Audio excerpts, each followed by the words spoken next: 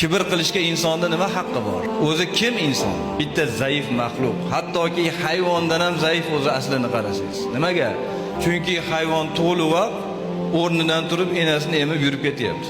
Inson tug'ilgandan keyin uni ahvolini qarang.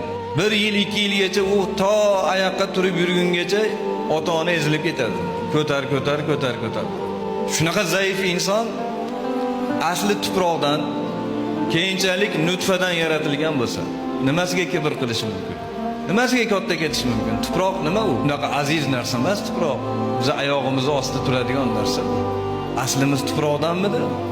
Keyinchalik nimadan yaraldik? O'zingiz hattoki jirkanadigan narsadan emasmi? Ey inson, o'ylab ko'ring-da. O'zi jirkanadigan narsadan yaralgan inson qanday qilib Parvardigorining huzurida kibr qilishi mumkin? O'zini katta olishi mumkin. Mana shu narsadan biz saqlanaylik.